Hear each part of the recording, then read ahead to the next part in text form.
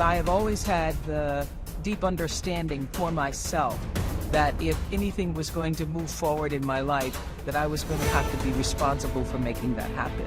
I know that to be true now and can articulate it as you are responsible for your life.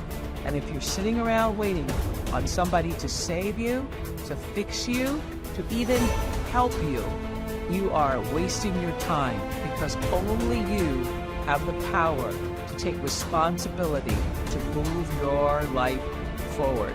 And the sooner you get that, the sooner your life gets into gear. This is what I know from doing 25 years and thousands of interviews on the Oprah show. It does not matter where you come from. I have seen people come out of the desert, walk across the desert, being born in the most dire circumstances. Doesn't matter what your mama did, whether she did or had a PhD or no D. What matters is now, this moment, and your willingness to forgive the past, take responsibility, and move forward. You need activation energy to start the change. That's the key to creating any kind of change. That's the ethical requirement of individual being in the proper sense, is to constantly know that you're not what you could be, to take responsibility for that, and to commit yourself, like body and soul, to the attainment of that ideal. If you think about the times when you're at peace with yourself with regards to how you're conducting yourself in the world, it's almost always conditions under which you've adopted responsibility. The most guilt I think that you can experience is the sure knowledge that you're not even taking care of yourself, so that you're leaving that responsibility to other people. There is no capability difference between you and someone you consider to be an ultimate role model of success. The only difference is they've learned to use their mind and body with more power on a consistent basis. They've learned to manage their state. They've learned to use their body effectively. Whether they know it or not consciously doesn't matter. And they've learned to control their mental focus. Remember, whatever we concentrate our focus on consistently, strive to learn from it, and make new distinctions about it, we will get great at it. I need you to evaluate yourself and ask yourself the question, how are you wired? When you hear the word notice it, when you have a trial or a tribulation, how are you wired? You hold on to it and you recycle it. Do you realize that every day you thought you wasn't gonna make it? Do you remember them days when you thought it was absolutely unbearable and you thought you wasn't gonna endure that one? Do you know that your survival rate for every last one of them bad days was 100%? You survived every hater, you survived all the evictions, you survived the firings, you survived all the trouble you ever been in. Your survival rate is 100%. One of the things you gotta understand, my friend, is that you're supposed to fail. You're supposed to fail, because failure is the stepping stone to success. It's not just cliche. Failure is an experience that lends to wisdom that ultimately makes you a stronger version of yourself. Like, until I make my dreams become a reality, I'm not quitting. I don't care how much money I have to invest. I'm gonna continue to do this until I become successful. All right, I've got a rule called the show up rule. All right, somebody said you can pretend that you care, but you can't pretend that you're there. The only way you can be there is to show up. And what I'm asking you to do for me, you'll never be a failure if you show up every single day. Every single day when I come, I show up and I let failure know. Failure is not an option. So what, it takes 12 years to get a point. Failure is not an option. Failure is not an option. You can't even let it speak into your brain. It's not even a second. You have to know that this thing is going to work. Come bad or high water, whatever it is that I set out to do, it may not happen in 6 months, it may not happen in a year, it may not happen in 2 years, but at some point, my dream is going to become a reality. Concentrate every minute like a Roman, like a man, on doing what's in front of you with precise and genuine seriousness, tenderly, willingly, with justice. And on freeing yourself from all other distractions.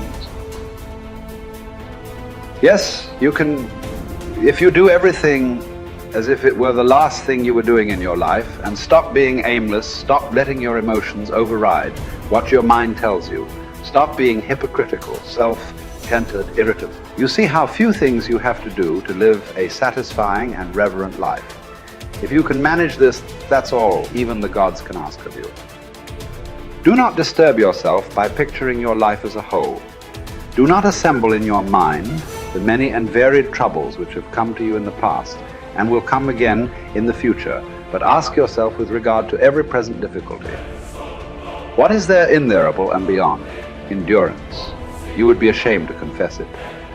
And then remind yourself that it is not the future or what is past that afflicts you, but always the present, and the power of this is much diminished if you take it in isolation and call your mind to task if it thinks that it cannot stand up to it when taken on its own. Think of your many years of procrastination. How the gods have repeatedly granted you further periods of grace, of which you have taken no advantage. It is time now to realize the nature of the universe to which you belong and of that controlling power whose offspring you are, and to understand that your time has a limit set to it. Use it then to advance your enlightenment, or it will be gone and never in your power again. Men seek retreats for themselves, houses in the country, seashores and mountains, and thou too art wont to desire such things very much. But this is altogether a mark of the most common sort of men, for it is in thy power whenever thou shalt choose to retire into thyself. For nowhere, either with more quiet or more freedom from trouble, does a man retire than into his own soul, particularly when he has within him such thoughts that by looking into them he is immediately in perfect tranquility. And I affirm that tranquility is nothing else than the good ordering of the mind. Constantly then give to thyself this retreat and renew thyself. And let thy principles be brief and fundamental, which as soon as thou shalt recur to them will be sufficient to cleanse the soul completely, and to send thee back free from all discontent with the things to which thou returnest. For with what art thou discontented? With the badness of men? Recall to thy mind this conclusion, that rational animals exist for one another, and that to endure is a part of justice, and that men do wrong involuntarily. And consider how many already after mutual enmity, suspicion, hatred, and fighting have been stretched dead, reduced to ashes, and be quiet at last. But perhaps thou art dissatisfied with that which is assigned to thee out of the universe. Recall to thy recollection this alternative.